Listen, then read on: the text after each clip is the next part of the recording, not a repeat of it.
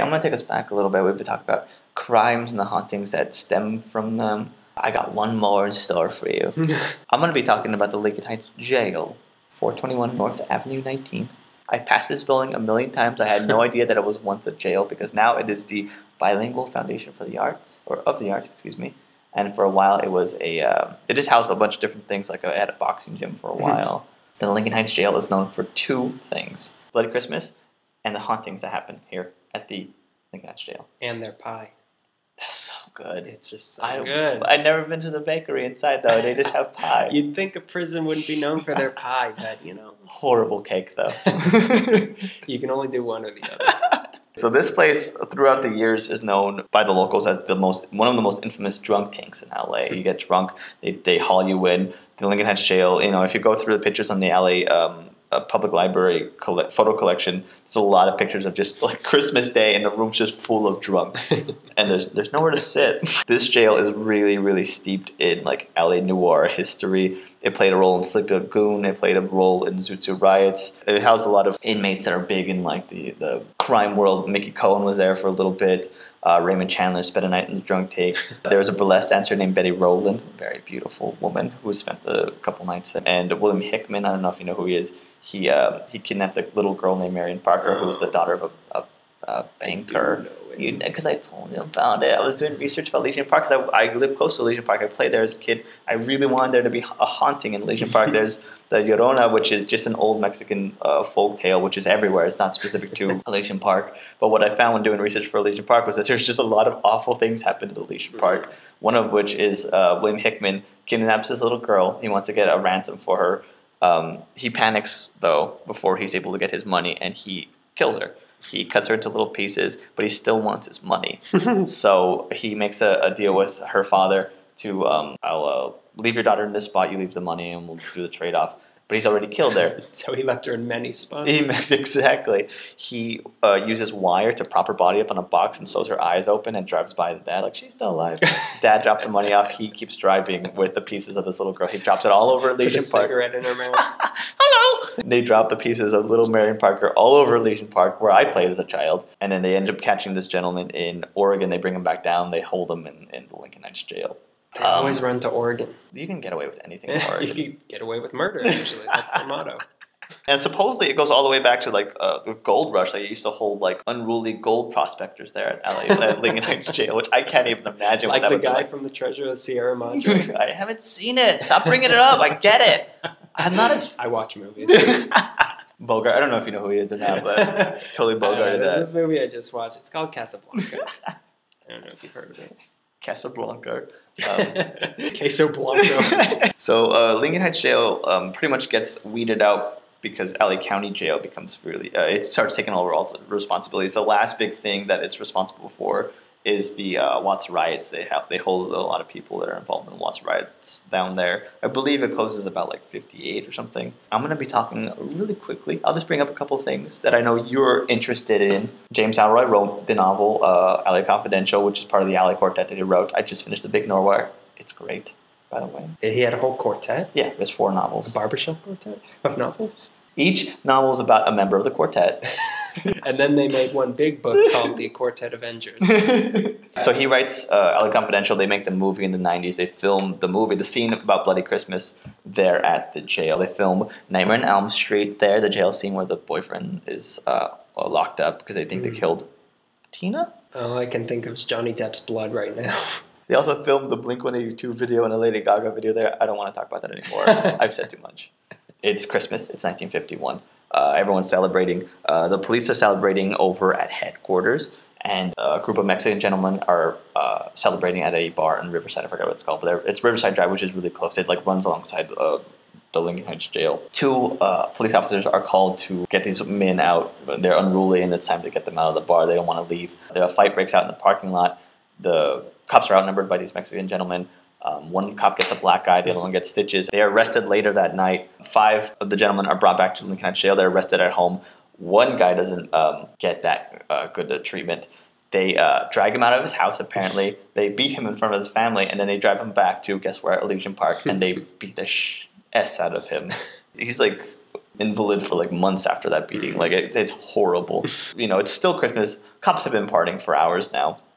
They hear that these 2 cops have been beaten up by these guys who are downstairs at the Lincoln Heights jail. And they hear, the story keeps keeping embellished about, just like in Non Confidential, they hear that one of the guys has lost the eye, the other guy's on his deathbed. So they go downstairs.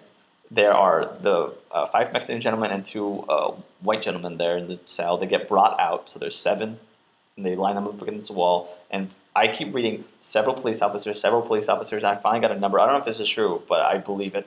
50 police officers beat 7 men, unprovoked 7 men for what I remember. Well, five Mexican men have the power of 50 LAPD cops. Yeah, they get beat for what I remember reading was 95 minutes. After the beating, the wall and the floor is just bloody. It looked like a killing floor. It's disgusting. It is horrible. They are all hospitalized for a very long time, understandably hospitalized. Wimps. This pretty much brings down the LAPD for a while because they had such a good reputation up to that point. They're able to hide it for a while. Have they recovered? I don't think they have, honestly. I read a lot about Bloody Christmas, and their names were only mentioned like a couple times. They keep being referred to as 5 Mexican men. I know Danny Rodell, I believe, was the man who was beaten in the Legion Park. Which apparently still... It still happens, according to a very credible source. According to our informant. Yeah, still happens. I tried telling him, I was reading this story about, we both grew up in Elysian Park, and they took him to the park and beat up. Can you believe they did that in the 50s? It's like, they do it to this day. This pretty much brings the police are put under the spotlight as being corrupt. Mm-hmm. The police chief at the time is William Parker. He's telling the press, these people are coming, the Mexican activists are just trying to discredit the police department. He's doing his own investigation to figure out what he is, because he actually, from what I read, was not a bad guy. He's doing his own investigation, although he's lying to the press. They find out what happens, and my favorite part of the story is that there's 50 cops who are there for this. They're all getting investigated now by the grand jury, and all 50 of them had a really vague story. They don't remember who was there, what happened, and then there's these 7 men who were beaten up, and they remember everything. And they're like, I wonder who's telling the truth.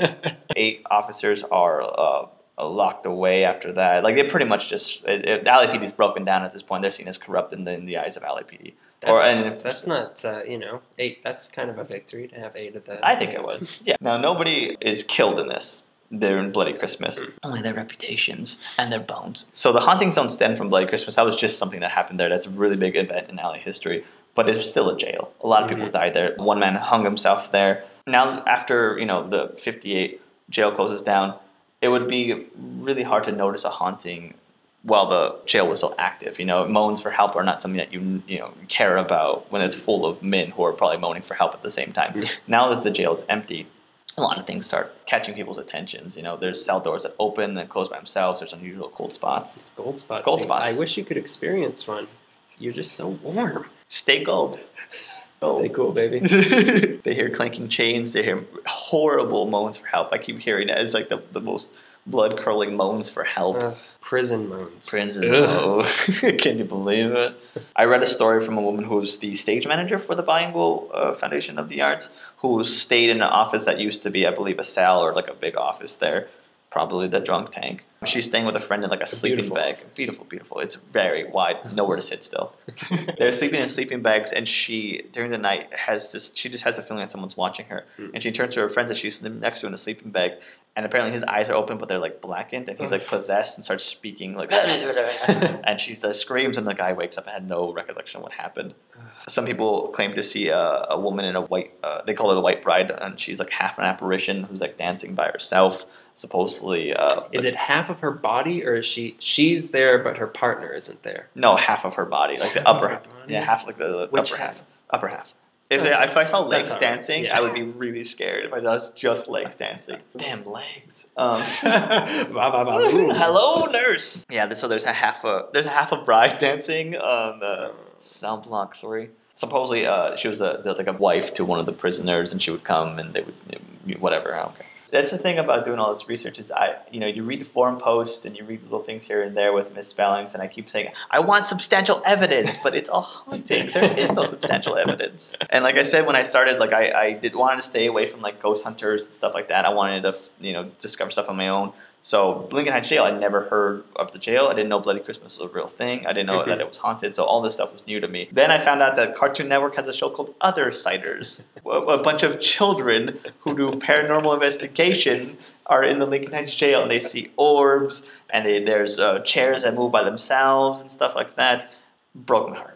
Broke my heart. But they don't have a podcast. No, they have a TV show. For a while, there was a boxing gym there, and one of the trainer was named is Johnny Flores. He was a really good boxer, but he got wounded, I believe, in World War II. So he couldn't professionally box, but he trained there. And he was told by somebody, don't go in the elevator, always take the stairs. Don't bother with the elevator. He's like, why? He's like, well, it's got the same feeling that everything else has. Don't go in the elevator. In 1994, the trainer, Johnny Flores, falls down an elevator shaft and dies. Yeah, and so the Lincoln Heights Jail, it like I said, it's really steeped in like LA noir, and it's got a lot of history to it and a lot of hauntings and stuff. I wish the other siders didn't get to it first. Our arch nemesis.